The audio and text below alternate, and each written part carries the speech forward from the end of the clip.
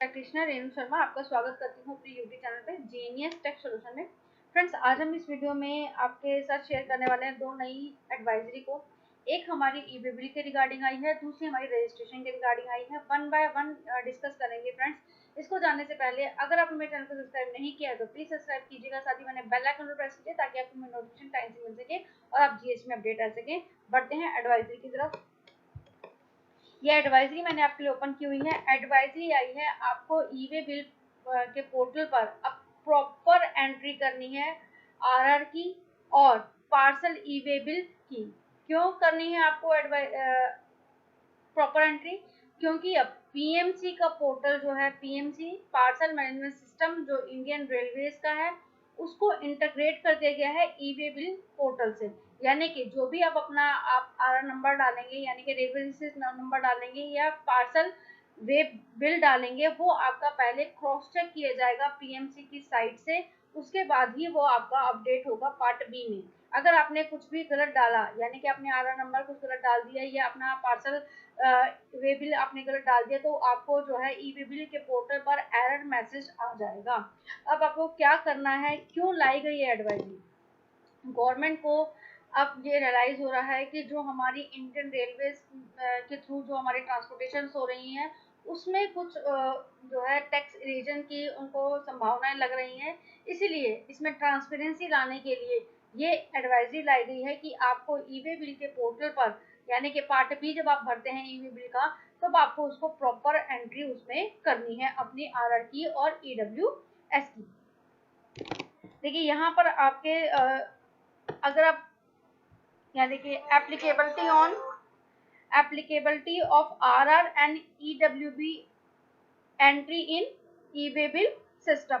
Taxpayer transporting goods via Indian Railway Parcel Management System must ensure the correct parcel way bill number or RR number is furnished in the e-way bill part B of EW portal. The format of RR or EWB have been standardized to ensure the consistency and accuracy. यानी कि अगर कोई taxpayer अपना goods transport कर रहा है तो उसको अपना जो ई वे बिल जनरेट करते हैं, ई वे बिल जनरेट करते हैं जब हम पार्ट बी भरते हैं, तो पार्ट बी में उसको जो अपनी आरआर की डिटेल और पीडब्ल्यूबी की डिटेल प्रॉपर डालनी है। फर्स्ट केस अगर वो डायरेक्टली डील करता है। अब समटाइम्स होता क्या है कि हमारे पास प्री एग्जिस्ट हमारे पास ई वे बिल होता है। मतलब कैसे जनरेट होगा ये? जब टैक्सपेयर अपने गुड्स को फैक्ट्री से अपना डिस्पैच कर रहा है गुड्स को, तो पहले रेलवे स्टेशन में जाने से पहले अपना जो गुड्स को ट्रांजिट करता है, उसने ट्रांसपोर्ट किया है ट्रक में, टेम्पो में, जिसमें भी, तो पहले तो वो ई वे बिल में पार्ट बी में पहले अपने उसकी डिटेल डालेगा, उस व्हीकल की डिटेल डालेगा और स्टेशन तक की डिटेल के लिए उसने पार्ट ए भरा अपना प्रॉपर व्हीकल नंबर के साथ। पार्ट बी उसको अपडेट करना है। पार्ट बी किस तरीके से अपडेट करेगा? वो मल्टी ट्रांसपोर्ट मोड में जाके ई वे बिल पोर्टल पे जाके उसको अपडेट करेगा और वहां पर उसको अपना चूज करेगा मोड को। रेल मोड पे जब चूज करेंगे तो वहां पर उनको अपना आरआर नंबर डालना है और पार्सल वे नंबर उनको प्रॉपर वहां पर मेंशन करना है। यहाँ पे इस एडवाइजरी में उन्होंने पूरा फॉर्मेट दिया हुआ है। क्या फॉर्मेट रहेगा, किस तरीके से आपको एंट्री करना है? The parcel way number must enter in the following format. क्या फॉर्मेट है? पी स्टैंड करता है हमारा पार्सल मैनेजमेंट सिस्टम को, और उसके बाद हमारे 3 डिजिट के हमारे स्टेशन के कोड रहेंगे। उसके बाद हमारा रिसीट नंबर रहेगा। देखिए इन्होंने एग्जाम्पल में दिखाया गया है, जैसे इस पीएमएस के सिस्टम पर ये हमारा जो है आरआर की रिसीट नंबर है। यहाँ पे इन्होंने फॉर्मेट दिया हुआ है, मैंने आपको फॉर्मेट दिखा देती हूँ। यहाँ पर देखिए ये रिसीट नंबर है, यहाँ पर आपको डालना है स्टेशन का कोड दिया होगा। पहले आपको डालना है पी डालने के बाद आपको डालना है जो भी आपका स्टेशन का कोड है, देन उसके बाद आरआर नंबर डालना है। ये फॉर्मेट रहेगा 15 डिजिट का। मेनली ये जो है आपका रहने वाला है कोड, जो आपको एंट्री करना है। आपको प्रॉपर एंट्री करनी है, कोई स्पेस कुछ नहीं आने वाला। सबसे अलग पी डालना है। पी डालने के बाद आपको अपना स्टेशन का कोड डालना है और उसके बाद आपको रिसीट नंबर डालना है।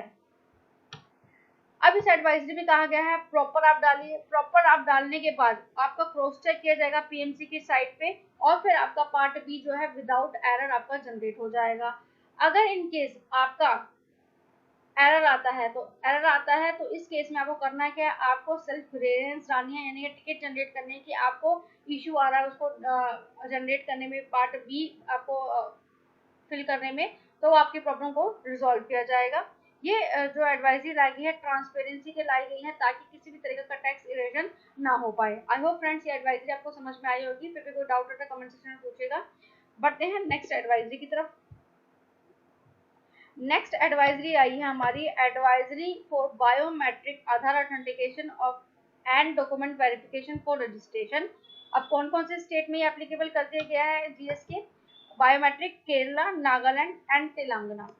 फ्रेंड्स हमारा जो बायोमेट्रिक आधार ऑथेंटिकेशन का जो प्रोसेस है, ये हमारा 53rd जीएसटी काउंसिल मीटिंग में रिकमेंड किया गया था, और 10 जुलाई को सबसे पहले गुजरात एंड पौडुचेरी में लाया गया। उसके बाद मंथ वाइज में मतलब बहुत सारी एडवाइजरी आई कि बहुत सारे स्टेट्स में हमारा एप्लीकेबल हो गया। उसके बाद हमारा लाया गया ये जम्मू एंड कश्मीर में एप्लीकेबल है, वेस्ट बंगाल में एप्लीकेबल है, जिसकी एडवाइस यहाँ पर 22 अगस्त को आई थी। देन उत्तराखंड में लाया गया। उत्तराखंड के बाद हमारा दमन एंड दीव, चंडीगढ़, दादर नागर हवेली, देन दिल्ली, बिहार, कर्नाटका, पंजाब, उड़ीसा, इन सभी स्टेटों में जो है बायोमेट्रिक आधार ऑथेंटिकेशन के लिए हमारे पास एडवाइजरी आ चुकी है, यानी कि यहाँ इन स्टेट्स में बायोमेट्रिक आधार ऑथेंटिकेशन जो है एप्लीकेबल हो चुका है। अब हमारा 5 अक्टूबर ऑनवर्ड हमारा केरला, नागालैंड एंड तेलंगाना में भी ये बायोमेट्रिक आधार ऑथेंटिकेशन जो है उसके लिए भी रूल आउट कर दिया गया है। अब बायोमेट्रिक आधार ऑथेंटिकेशन के बाद जो बहुत सारे फ्रॉडुलेंटली फेक जीएसटी लिए जा रहे थे, उस पर काफ़ी कंट्रोल हो गया है।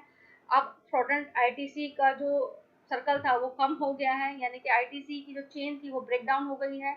इसी को तोड़ने के लिए आगे से आगे जो है बहुत सारे स्टेट्स में भी इनको एप्लीकेबल किया जा रहा है, रूल आउट किया जा रहा है। अब केरला, नागालैंड और तेलंगाना में भी ये हमारा बायोमेट्रिक आधार ऑथेंटिकेशन जो है एप्लीकेबल हो गया है अक्टूबर 2024 से।